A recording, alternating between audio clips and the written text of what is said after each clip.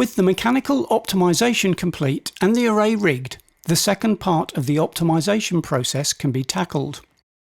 This generates all of the equalization coefficients required to meet the goals set in the Coverage tab. The EQ tool is used for this process.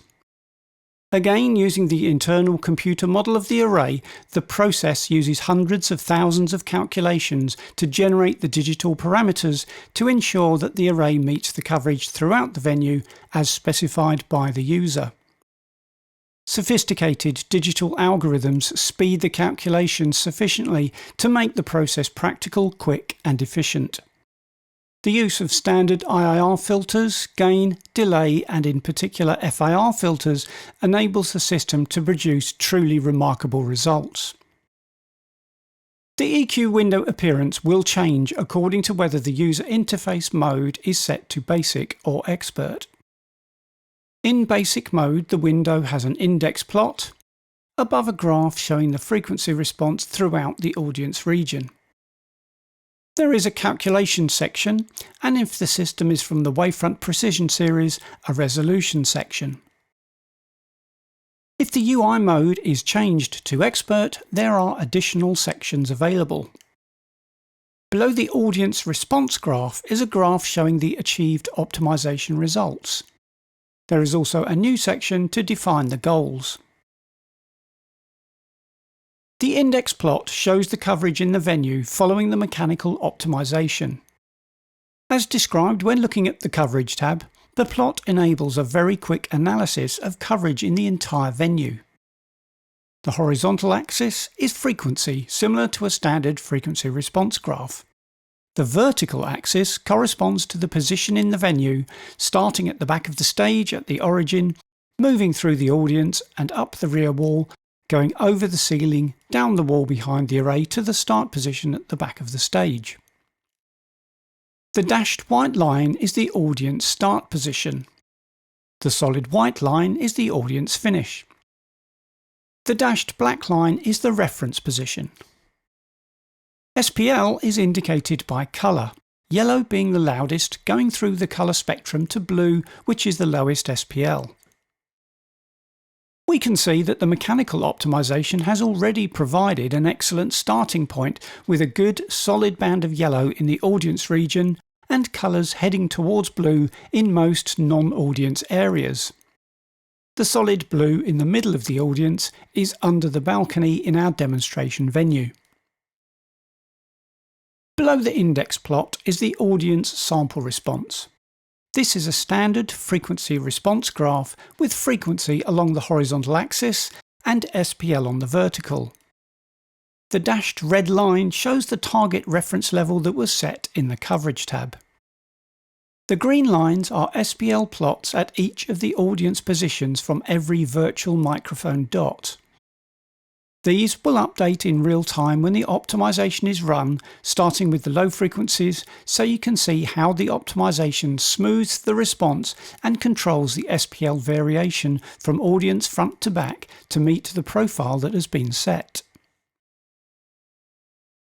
With Expert UI mode selected in Preferences, the third graph shows how close to the goals the optimization has performed for each of the three regions: audience in green, non-audience in red and hard avoid in blue.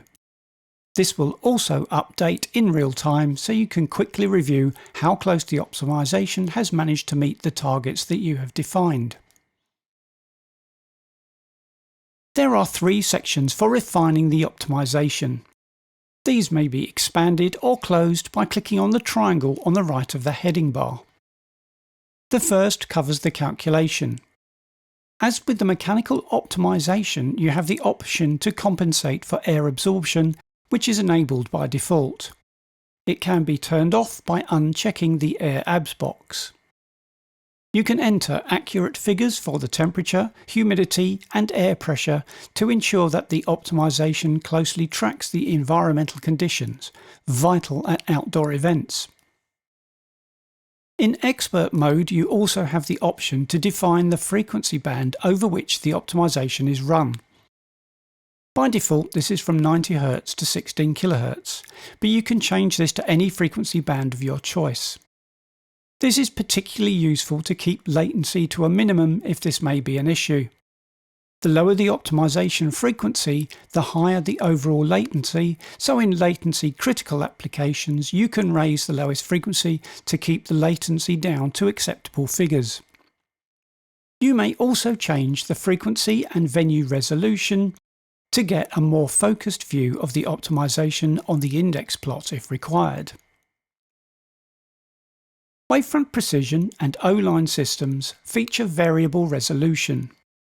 This allows you to vary the amount of DSP and amplification channels used to optimize the array, which means you can design a system to suit the demands of the application in conjunction with the budget available. MLA systems have a fixed resolution as the DSP and amplification is internal to the speaker. 6 channels for MLA and 5 channels for MLA Compact, with 2 channels for MLA Mini. Wavefront precision offers you a variable solution so you can choose how many channels are used to drive the array. The highest optimization is 1 box, which means each cabinet is optimized individually. 1 channel of DSP for the passive products, the WPM and WPS, with 2 channels for the biamp systems, WPC and WPL.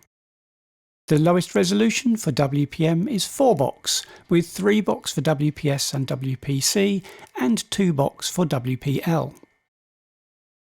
O-line offers a high degree of flexibility from single box resolution all the way through to 8 box, with an additional option to optimize the entire array with a single channel, which was how the original O-line system was conceived, albeit the optimization allows for the use of FIR filters in the Icon amplifiers and DX4 processor. The desired resolution is selected by clicking on the less or more button until the required resolution is displayed. The graphic updates to show the resolution as colour bands, so for example in 2 box resolution the top 2 cabinets will be dark blue, the next pair light blue, then 2 cyan, 2 green, 2 yellow, with the final pair orange. In expert mode, the goals section is available to refine how the optimization allocates DSP resources to the 3 regions: audience, non-audience and hard avoid. Nuanced control over the array can be achieved by manipulating the goal sliders. These sliders give a weighting to the importance over each of the properties defined in the Coverage tab. By default, they all have equal priority. However, any one can be adjusted by either clicking the less and more arrows or dragging the slider. As the slider for one of the goals is increased, the others will lower and vice versa. In a situation where it may be vital to ensure consistent frequency response and adhere to the desired SPL profile designed earlier, increasing the target slider will tell the software to prioritize the system's DSP across the green audience area. Conversely, a situation where off-site noise is critical, the user could assign the area beyond the audience as hard avoid and increase the importance to ensure the required SPL is met off-site whilst minimizing the impact across the audience area.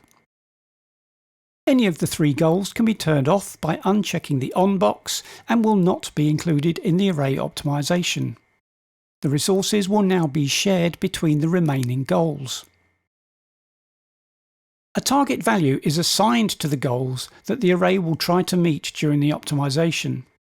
For the target area, the array will attempt to optimize the audience within plus or minus 0.5 dB of the specified SPL profile.